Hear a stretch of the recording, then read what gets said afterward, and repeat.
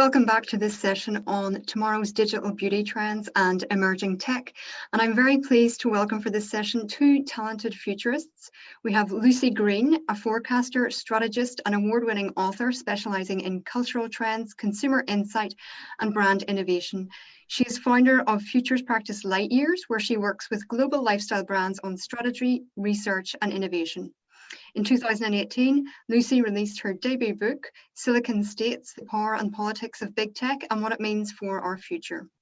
And joining Lucie is Victoria Buchanan, Futures Director of London-based futures consultancy, The Future Laboratory, and she specializes in future thinking and consumer research. Thank you, Lucie and Victoria, for taking part in this session with us at Beauty Tech Live, and we're going to have a look to see how beauty and tech will evolve in the future, especially in terms of the digital and e-commerce and content side of things. So we'll have two main focuses, I would say. First, talk about maybe content, which is so key today, and we've heard a lot of that over this week. And then maybe look at e-commerce. After that, we can maybe have just a general discussion about any trends that we haven't touched on and take some questions from the audience. So in terms of content, what do you think beauty brands should be focusing on to stand out online, because there is so much content out there? Should they be focusing more on partnerships with content creators and harnessing the organic user-generated content, or should they be using more of their own content? Do you think they're experimenting enough?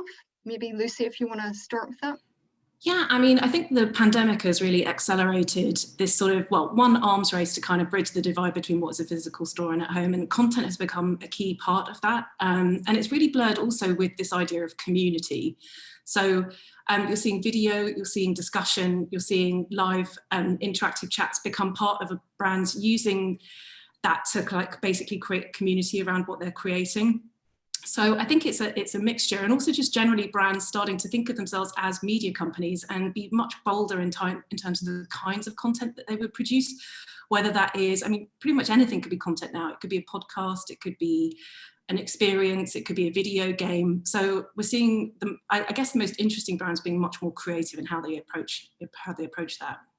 Okay, Victoria, what do you think? And maybe if you could touch also upon if brands are letting go enough in terms of content. We heard the other day a TikTok panel, you know, that you have to just throw anything at it and see what works and lose control a little bit. How do you see that? Yeah, I think, I mean, building on what Lucie just said, I think the big shift that we've seen is that kind of shift from kind of influencer culture to this kind of like content creator culture.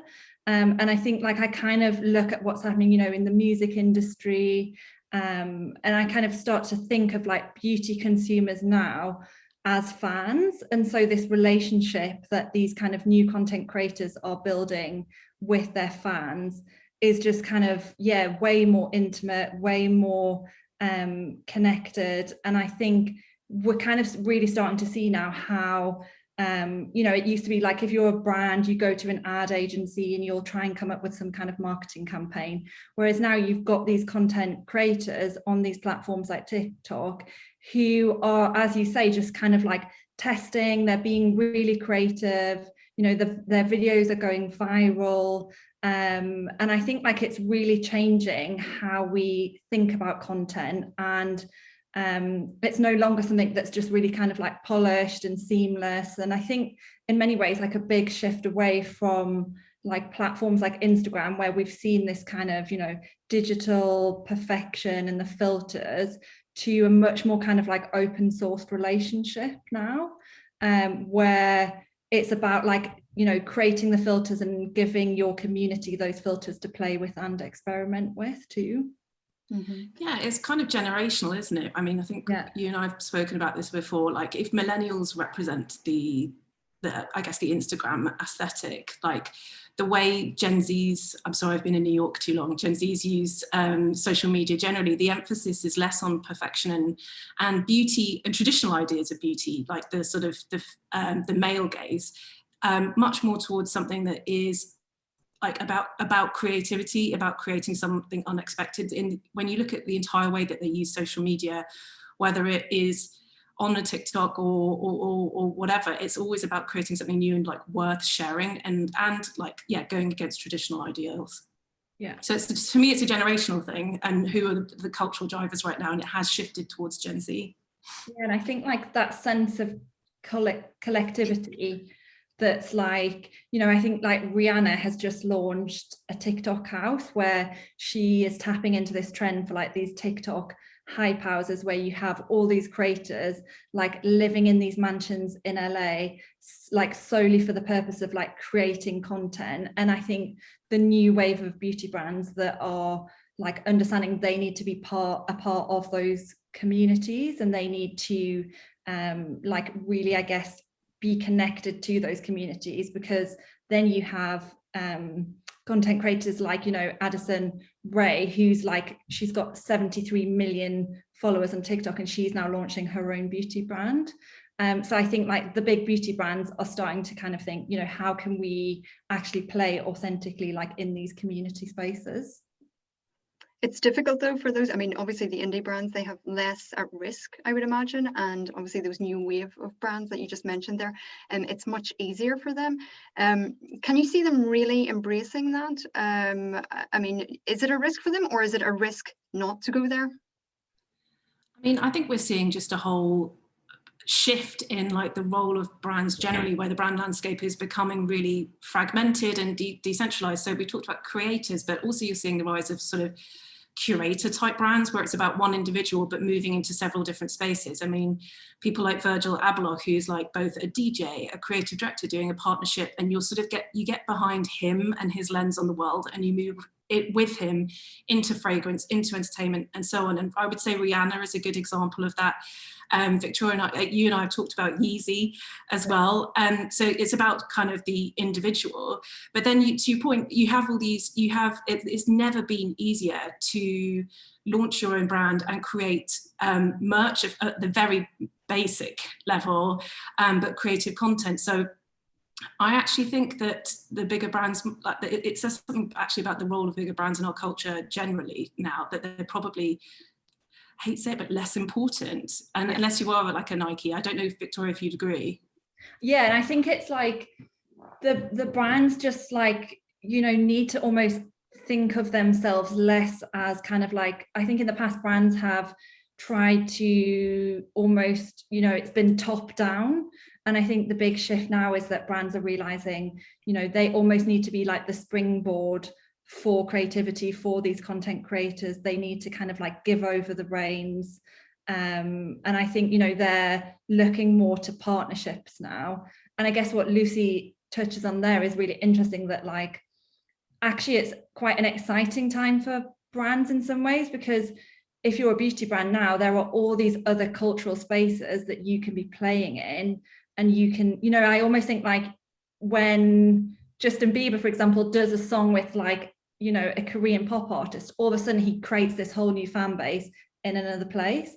And I think that's what's quite exciting about all of these kind of cultural spaces, that brands can now actually start to speak to, like the gaming community, the hip hop community, the streetwear community, and it actually kind of opens up like a whole new audience for them. Okay, that brings me to my next question, actually, about gaming. There has been a lot of talk about that, and some brands have launched some initiatives in there. They're testing the waters a little bit. How do you see gaming for beauty, and what would be the best approach for a beauty brand looking to get into that gaming arena? Shall I? Go ahead, please. Yeah. Okay, cool. I think gaming is hugely influential, and it's not just on from the point of view of like the fact that it's becoming a major cultural influence, and people like taking part in gaming en masse, and discussion around gaming en masse. Content discussing gaming has become a content vertical in its own right. But the fact that it's influencing the aesthetics of beauty, particularly among Gen Zs, I would say, the way that we expect to navigate e-commerce, like, so you have really exciting companies like Obsess AR in New York, which has created these amazing game-like non-linear websites, but with the insight that why are all e-commerce websites designed like wireframes with identical layouts? So having a lot of influence in a number of ways. I think thus far, like fashion and beauty are quite guilty of approaching it in quite a sort of novel or superficial way, almost like a media buy or a PR stunt. and they haven't really thought about like what the long tail of this is. And to me, the most exciting part that is sort of already gathering or has arrived is the idea of virtual products, and whether that's filters or virtual makeup. And so you have really exciting creators like Ines Alpha, who's worked with Your Beauty, not just creating digital makeup, but actually rethinking the medium entirely with this sort of augmented reality gamified sort of approach. So she's asked the question, like, if it is animated beauty product, like, does it need to be static? Does it need to actually look like lipstick? You can have it moving. And so I think you're going to see more and more of this idea of like virtual creative directors for beauty brands, or even virtual beauty brands on their own, inspired by this, now that we've completely recognized that a virtual product can have its own value and also transcend the medium in some ways. Would you agree with that, Victoria? Yeah, 100%. And I think, you know, when you look at Gen Z as a generation, you know, there's like some things going on with that generation that just means that this kind of like digital acceptance, you know, they're worried about sustainability. They're just less bothered by like physical, tangible ownership.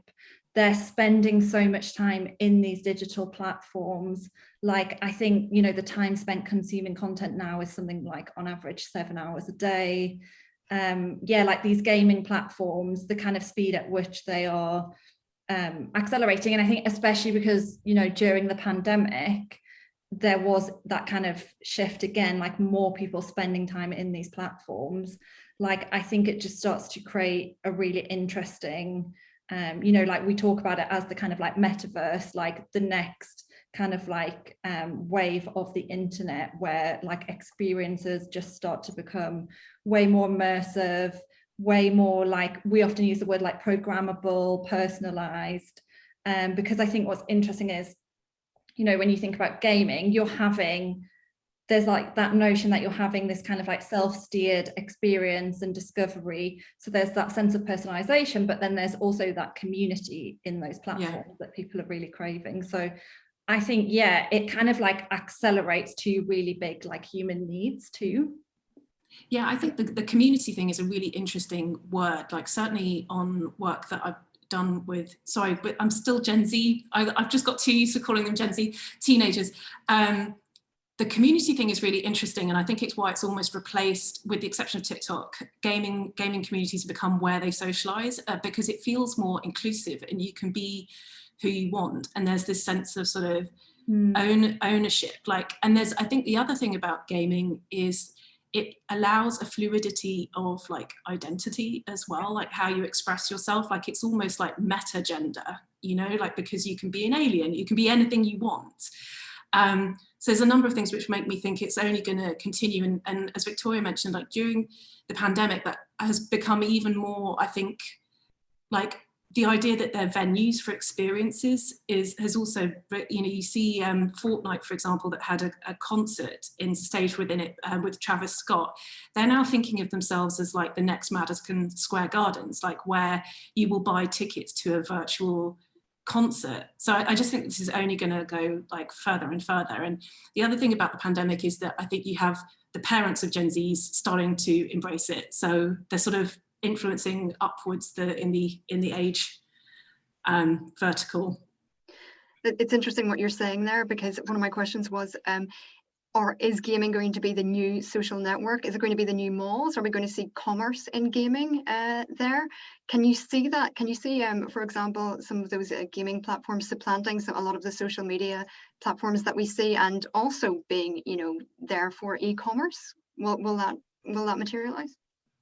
Yeah, I think like I'm not sure if everyone saw this, but Complex, the sneaker festival this year, obviously had to shut down because of COVID. Like they couldn't have a big event where everyone comes together to like meet their favorite sneaker brands and like connect with their peers. So instead they created like a fully virtual hub that essentially became like, yeah, this metaverse experience that you could almost navigate like a shopping mall, and it had like I guess they describe it as a festival, and it had, yeah, commerce in there. So you're in there socializing, you're in there listening to panel talks, And then they also have ways for you to be able to kind of shop when you're in those spaces. So yeah, I mean, I think, you know, it's still relatively kind of new for a lot of people, but I think you can definitely start to see that, like, as more brands invest in that space, that it will become just like more intuitive and exciting. But I think what's really important about those experience, it's like, how do you actually create the experience right in those spaces? Like the Travis Scott example, I think, is a really good one, because like so much went into creating this really like immersive, exciting experience. Like it wasn't just a concert on Zoom. So I think, yeah, there's something really interesting about how you have to sort of like craft that experience in these platforms.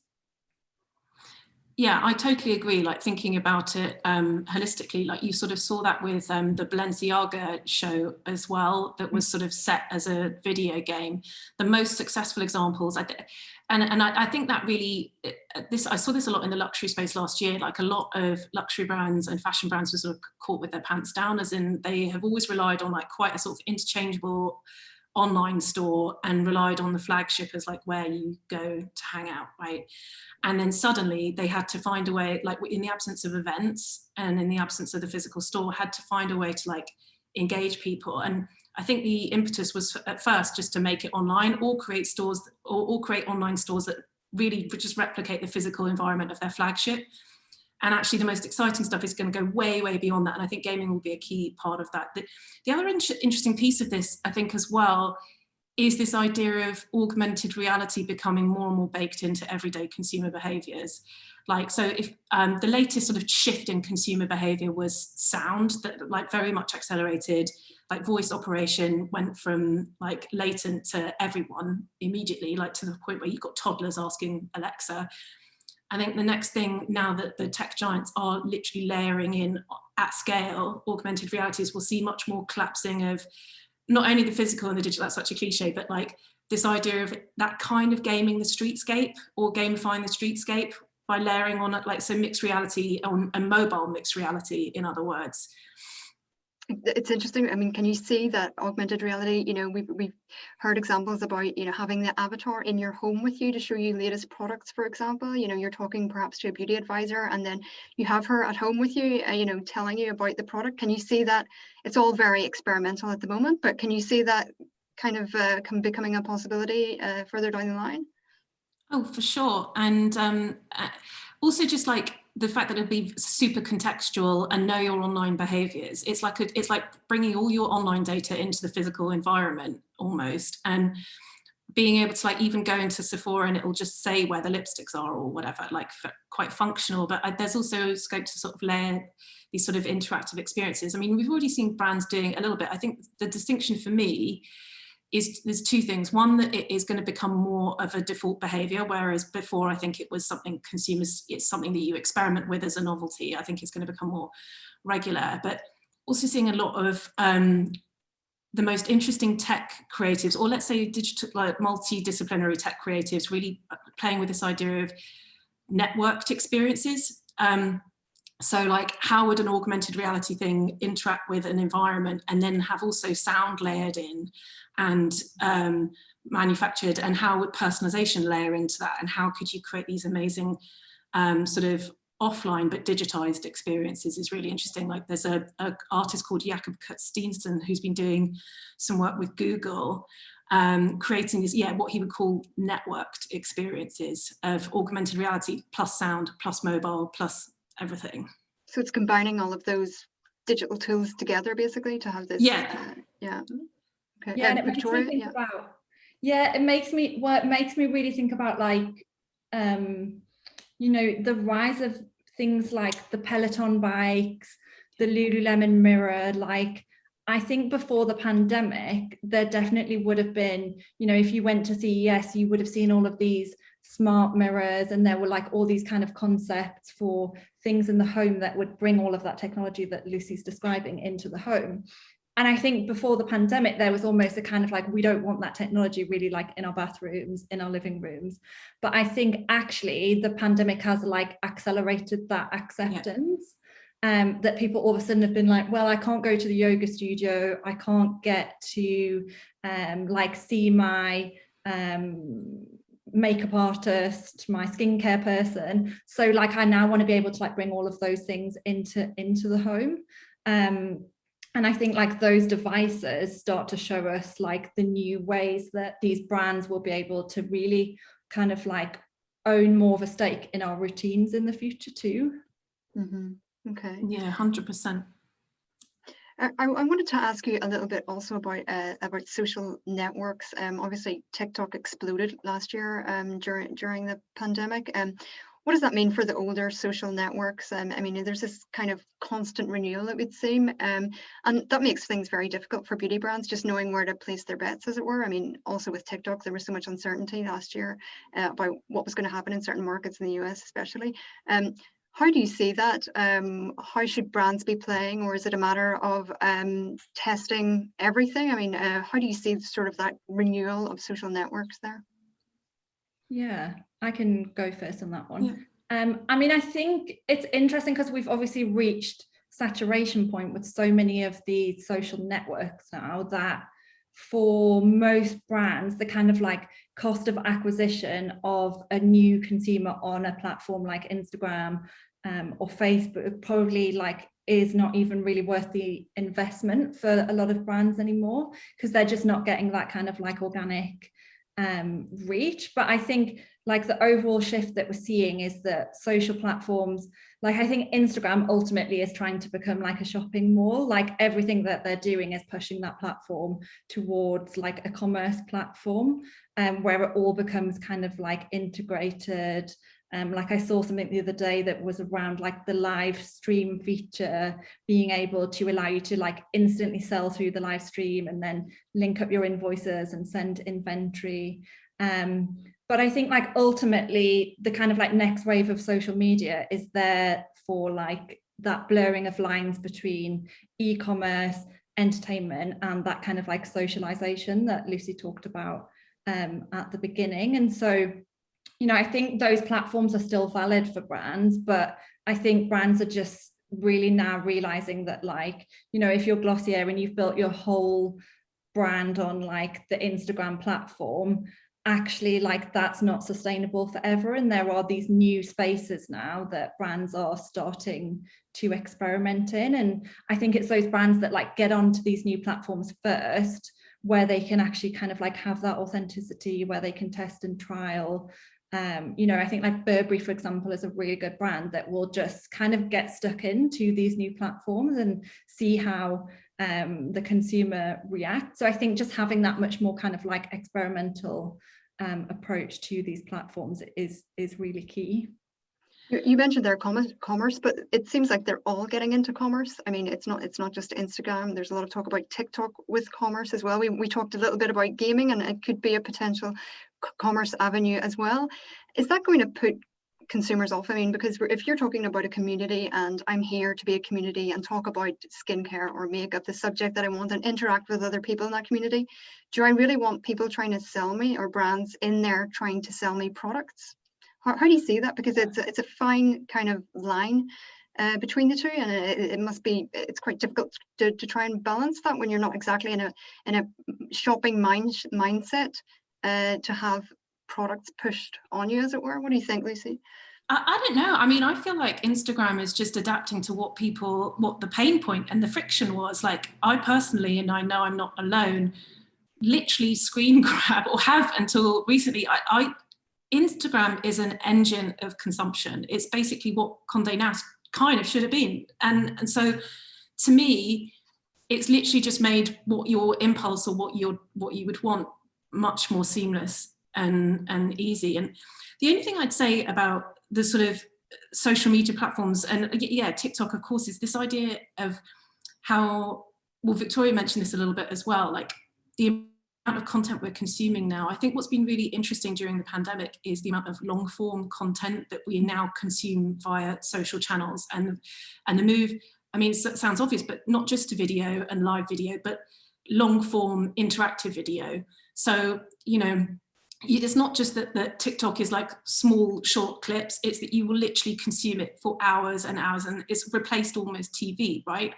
And the same with Instagram. We've seen a massive uptick in people spending and it's more and more time, like, you know, hours that they'll participate in a long form Q&A, and I think, or watch a long form video. And you've seen people actually create, you know, Miley Cyrus created her own TV show from scratch for her fan base, and sort of helping them with mental health during the pandemic last year during lockdown.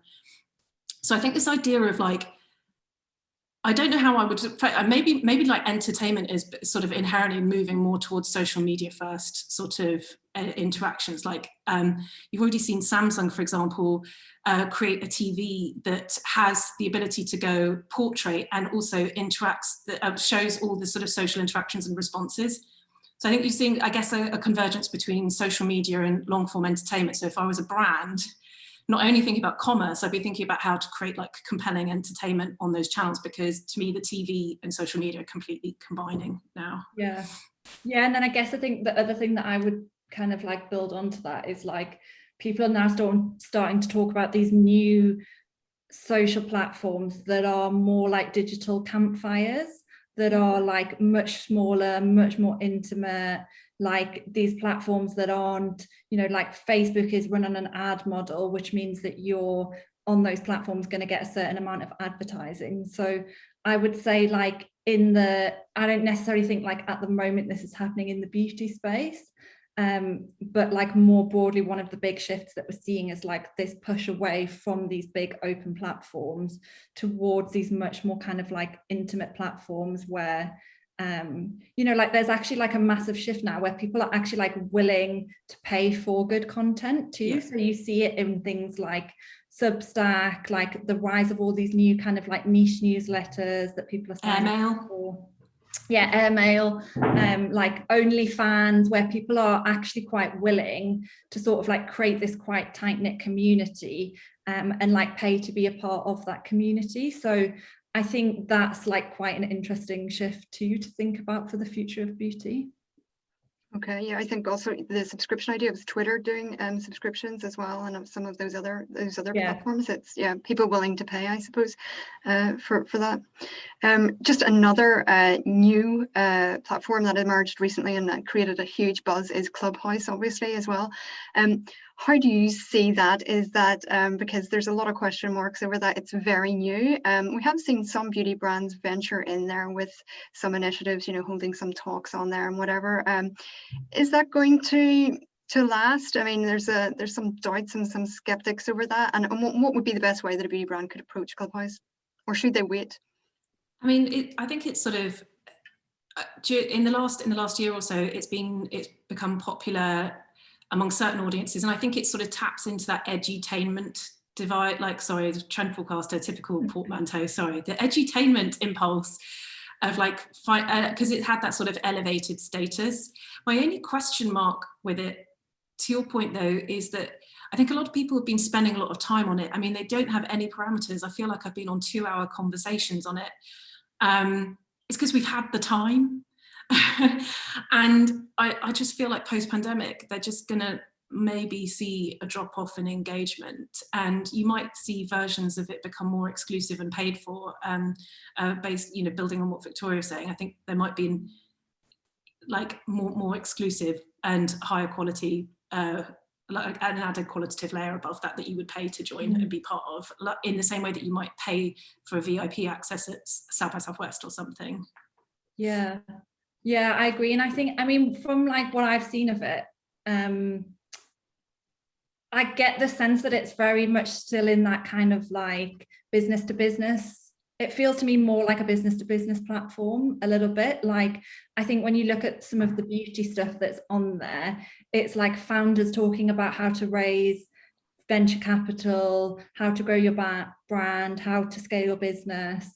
So I think like at the moment, it's more kind of like of a community for founders and people like really interested in the business of beauty versus like a consumer facing platform. And I think, like as Lucie says, I mean, here the big thing here has been like, well, the pubs are open now, so why do you want to go and sit on Clubhouse?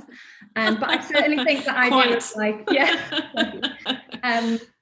but yeah, I mean, I certainly think the idea of like audio is really, really interesting. I think like if you kind of like isolate the hype, this notion of like audio as the next like space that brands should be investing in. I think that's there's something in that.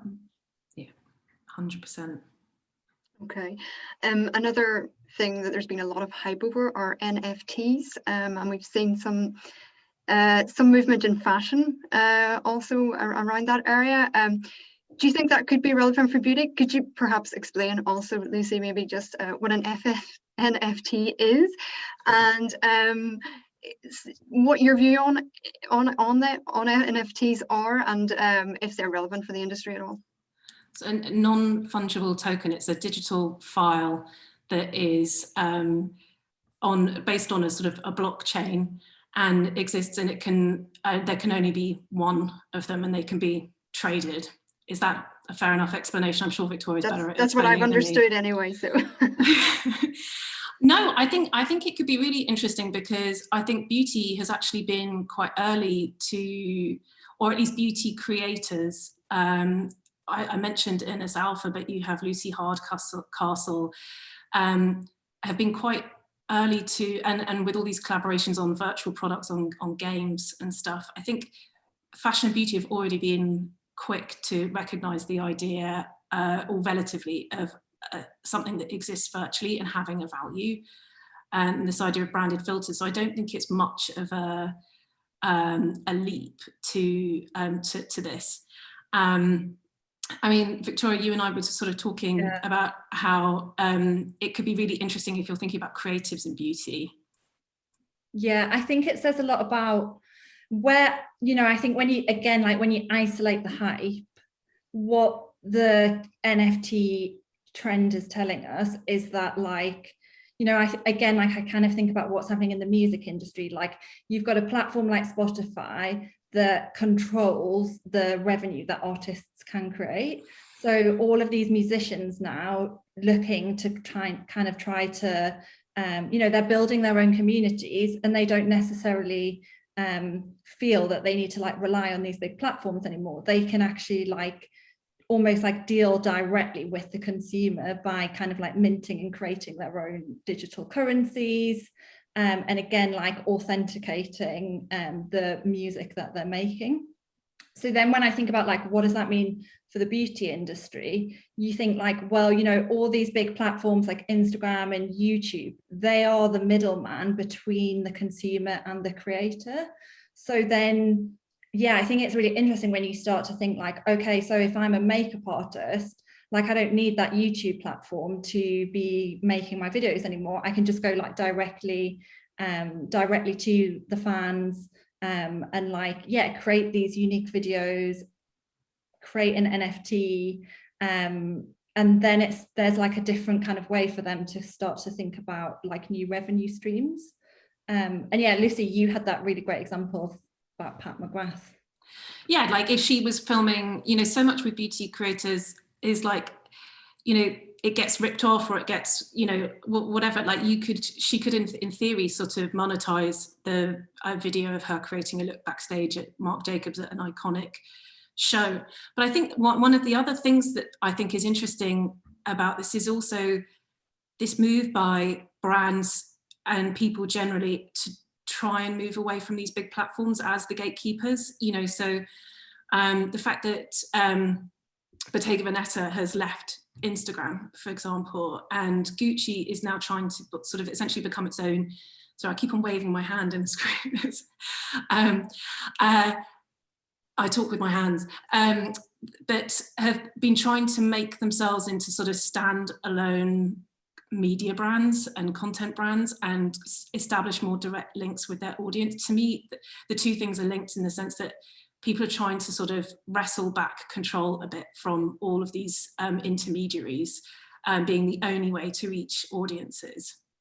That was one of my questions, actually, because obviously these big tech companies have so much power, and it's growing, you know, as more people spend more time online. Do you think that can work? I mean, you give the example there of Gucci. Can they really lessen their dependence on these big tech companies? Is it possible? And what are the risks if they can't? Yeah, I guess it depends on the quality of and the integrity of what they're making. right? Because you're trying to become a destination. Like, will we tune into Gucci TV every day? It's different if it's sort of just appearing in your feed and you just sort of blithely accept it, or choose not to reject it. So I think if they're trying to do this, they need to really think about what they're creating, and especially because there are so many stimulants and things keep competing for people's attention. So same in like the podcast arena, it's not like just about a brand creating a podcast. Like, you're not going to have someone sit with you and absorb you for an hour if it's not interesting content. So they really do need to think of themselves, if they're doing this, as entertainers and media brand, like, proper editorial publishers almost. Yes. Victoria, what's your view on that, on big tech and brands? Yeah, I mean, I think what's interesting for me is like just this idea of like, when Lucie describes Bottega Veneta like choosing to come off Instagram, like it then makes me think about the fact that actually you have all these fan accounts on there anyway, and they're kind of self-sustaining and like building their own communities around the brand anyway. And like if you look at someone like Peloton, they have their own accounts, but then they also have all these like Reddit forums, they have like Facebook groups, and it's kind of like they almost have all these like subcultures now that are like existing underneath the brand that like they can't necessarily like control. Like, you have consumers now talking to each other about your brand. So yeah, when I start to think about like the fact that I think in the past, like brands have gone onto these platforms with the idea like we're just going to like drop loads of content and people are going to consume it. Like, I just think those days are kind of over, and it's much more now about like being part of that community and being part of that conversation and really understanding like who your consumer is and which platforms like they're on and what they're doing on those platforms. Because yeah, like I recently was working with a brand that's founded by like, it has like the face of an influencer, and they started a Facebook group with the whole idea to like give everyone in that community group access to this influencer. And actually, once they started the community group, everyone was like, we don't care about this influencer, we just want to talk to each other. So yeah, I think there's something really interesting there about like, the idea that as brands, we often try to control everything, but like we can't really always do that. Mm-hmm. Yeah, it's interesting when you think about like, for many brands, it's like it has become like paying influencers or prohibitive Instagram media buys, right? And yet at the same time, you have TikTok and Snapchat actively trying to share revenue with their biggest creators. So I wonder if the brands were able to improve substantially, if it would end up in a sort of a long term as more collaborative with these platforms, but like less of a like transactional nature than it has been till now. Yeah. Does that make sense? Yeah, absolutely. I mean, the next wave of tech for me is like the platforms that actually like empower these creators to like generate their own revenue, to like create their own merch, to like own their audiences. And yeah, like you're already starting to see, like there's a new bank in the US that's actually like set up specifically for creators, and it comes with like a debit card. And so I think, yeah, this whole like ecosystem of how these creators like monetize and grow their audiences, that's like, yeah, really exciting. Okay. I just want to move on now and talk a little bit about commerce. Lucie, you mentioned earlier on in the conversation about how e-commerce was kind of looking all the same, and there's a lot more that can be done in terms of making a real sort of inviting, interactive virtual store. If you could expand a little bit on that in terms of where beauty could go with that in making e-commerce more exciting, their online sites a little bit more different, more original, and more engaging. Yeah, there's two speeds to this, and on one level, I don't know if Victoria agree, I feel like Amazon just wins all replenishable beauty, like even more so now, like owns that. and will become potentially like Farfetch is the plugin for luxury, will be plugin for most beauty and logistics. So then you go towards the more experiential side of it. And I do think gaming will become more important, but then also messaging and trying to make, I like this term experiential e-commerce, because I think that's like what a lot of brands are trying to innovate to do, to make almost their e-commerce site replicate the sort of magic and experimental nature of a physical environment or a sort of branded experience.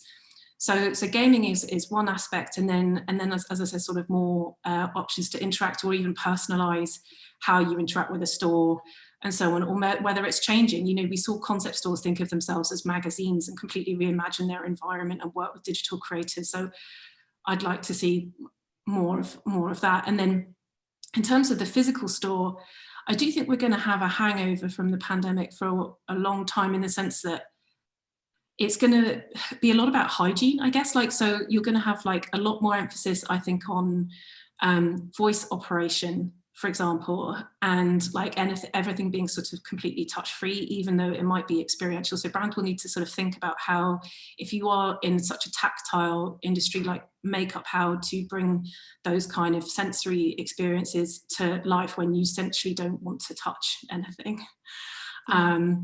Yeah, that's what I think is kind of interesting. And then also just in, and it depends, I don't know which brands are doing this particularly well, but when you look at what the fastest growing area of e-commerce is, which is live shoppable video, and it's already on steroids in China, and you're seeing new platforms or newer platforms like shops here, and newness combining sort of video content with shopping. I think that's going to become more prevalent, but it'll be interesting to see what retailer or brand really sort of owns that. It feels like here in the US specifically, that's fairly latent still. Yeah. Okay. Victoria, you would agree with that? Yeah, and I think, like, just to give some examples of what Lucy has talked about that I think is quite interesting is, you know, when you take that live stream trend and you then think about like, well, what does that mean for the physical store? It's then like the physical store starts to become the backdrop for these sellers. So if you look at brands like Depop, who are opening physical stores so that the sellers on their platform can go in and like shoot their merch, and it becomes again like a community hub. I think Gucci are turning some of their stores into spaces where like staff can do live streaming, and it's like the store then kind of becomes the backdrop for these digital environments. And then I think, yeah, I mean, the kind of like fulfillment stuff I just think is super interesting. I think like 5 years ago, every brand was talking about the flagship store. And what's really interesting, I was reading last week on Vogue Business, a feature around like the Mango fulfillment center. And I just thought that was such a kind of like, yeah, like symbol really of like, you know, we used to really like worship at these big like branded flagships, and now every brand is thinking about like, how do we get the product to the consumer quicker, and how can we do that in the physical environment? So I think, yeah, it's really interesting that it's, you know, that kind of like divergence of like more convenience but also more experience, and how you bring that into the space. Yeah, absolutely. Potentially more localism. Yeah. Right? Like, you know, so we had this sort of huge Chanel, huge Louis Vuitton, like there was a headline, it became like a big sort of barrier to entry, like, and a store was the PR strategy. Whereas I think we might actually see that decentralize again into more local hubs that feel more like you have more of an emotional connection to somehow. Yeah. And they're a bit more different. Yeah, absolutely. It's actually been one of the issues this week about you know, stores as fulfillment centers, just because the role of the store is changing, obviously with online, and also there, you know, a lot of retailers are having to rethink their retail footprint as well, in terms of, you know, how many stores they have, where they are, and how they can use that to maybe boost the online business. So it's definitely been a discussion point this week. Yeah. I just want to go on and ask you a little bit about data also, because obviously that's key. I mean, it's driving everything at the moment. There are also concerns over privacy as well, and there is this talk about, you know, having a value exchange when it comes to data, and we talked there a little bit about, it's kind of related in terms of consumers paying to be on social networks, that kind of thing. Do you think that brands need to really highlight the value they're giving so that the consumers will give them their data in exchange? Do you think that that will need to be done because consumers will become a lot more reluctant to give up their data? Lucie, I mean, you should take that one. I feel like there's historically, it's a bit like sustainability until recently. There's been a gap between sentiment and like reality or behavior, right? Like, because the convenience level is so, like, even now when I get asked to like accept cookies, I'm like, yes, I'll accept the cookies. I think we're sort of slowly moving towards a reality and an acceptance that we actually don't have control of our data, especially as we're navigating cities that have got sensors and visual recognition everywhere. And so I don't know that it's even possible for a brand to guarantee that they're not going to share your information about. But I mean, I think the only incentive thus far has been like personalization and anticipatory recommendations. So fine, but I just think in today's landscape it's actually impossible for a brand to like guarantee that anyway. So just be as transparent as possible, and that's all you can really do. I hope I don't sound really fatalistic. No, you don't. But I think, I mean, it's interesting, right? If you look at Apple and like the way that they're now trying to sort of like compete on privacy, and like they're almost driving privacy as a kind of like luxury, like it becomes part of the proposition of this like premium phone that you're buying. But I think, like, I guess for me, where I kind of think it gets interesting, like I 100% agree with Lucie that it's one of those things where we all think we really care about it. When it comes down to it, like we just want to get the thing as fast as we possibly can. Yeah. But I think there's something interesting around like the data well-being side of things, that like actually the kind of like emotional strain of sometimes like managing your personal data can feel kind of quite stressful. So yeah, there's something interesting around like how that could become like the next like space for self-care, although I think that's quite a future prediction. Okay, I'm just going to go to a few questions in the audience there. The first one is, do you think content creators are displacing influencers because they are seen as more authentic? And if so, what do you feel is the key to conveying authenticity versus just selling? Who wants to go first? Lucie? It's an emphasis. I'm sure Victoria will have interesting stuff to say on this as well. I think it's just the emphasis on it being less transactional and less sort of hyper commercialized. And even if it is commercial with these new content creators, I think the emphasis on creating something of value or unexpected or beautiful or funny, there has to be some substance to it. And I think that's for me, the distinction. Like when you look at influencers, it just has become so obviously transactional. So apart from like it essentially being a media buy, like that's the distinction to me. Yeah, agreed. Like it's the hashtag ad, isn't it? Like people are just so over like these feeds of girls that just all look like Kim Kardashian. And I think that's what I love about TikTok. It's like it is this quite joyful space, and there's like, you know, all these subcultures that are coming up from there, and all these trends, like, you know, you have the cottage core, and then you had the I mean, I'm not a Gen Z, so I don't necessarily know what all these trends are, but you're like, wow, it's really interesting just the like visual language that starts to come through on these platforms, that I think most brands, you know, to think about authentically being in those spaces would, from most brands, probably be like being a dad at a disco.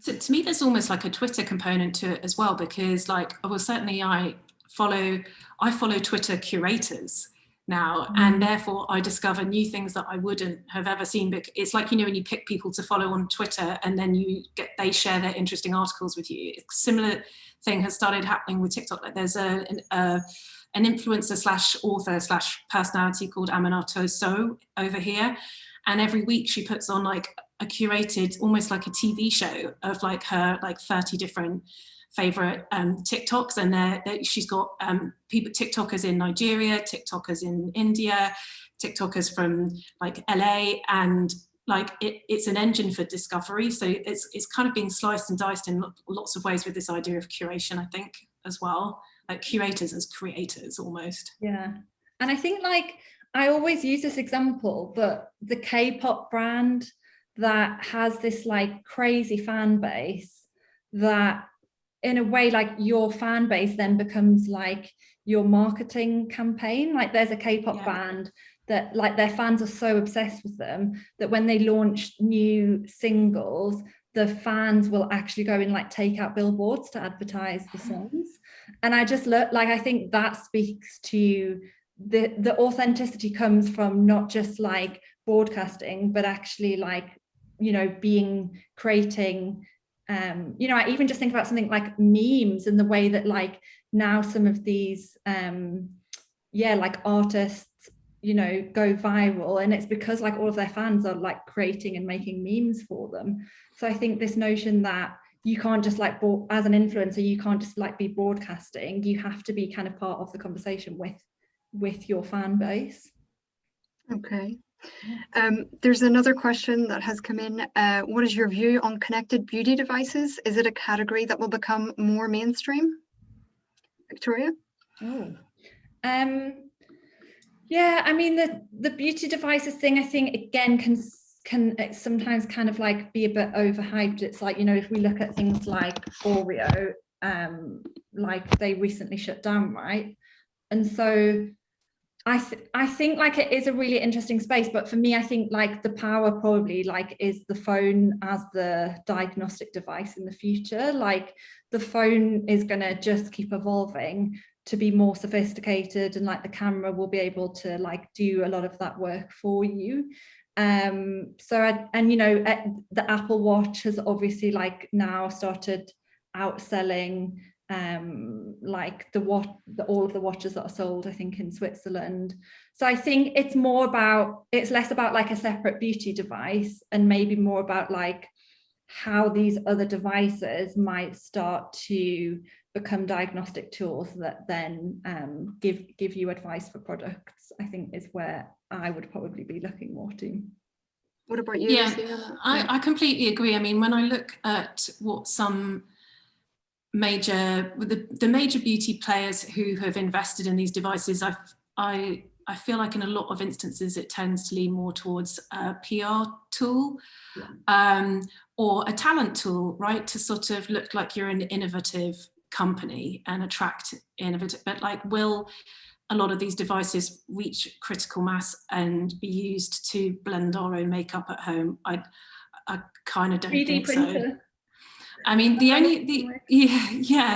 I think the most interesting area that happens is more in the health and well-being space, where you have all these very sophisticated diagnostic tests, and that includes visual recognition, which to Victoria's point can be in a phone, where you can like understand your hormone levels and how that might be affecting. I think the area of hair nutrition and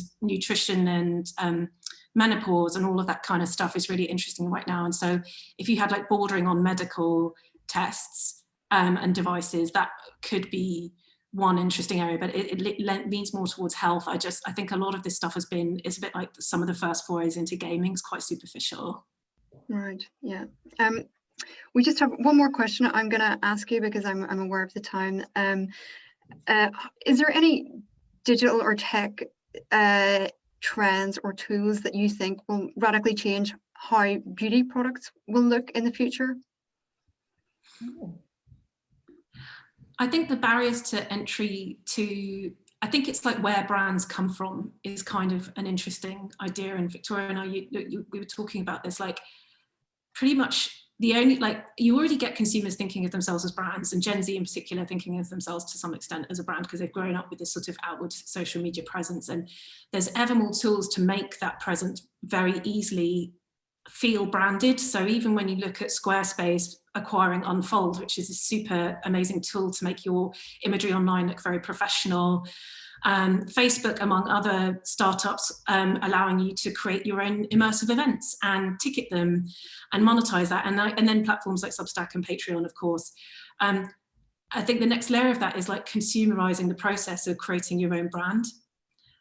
So at the very base level, being able to create your own merch, which is sort of, but like, will that experience become consumerized in a certain way? I thought it's really interesting today.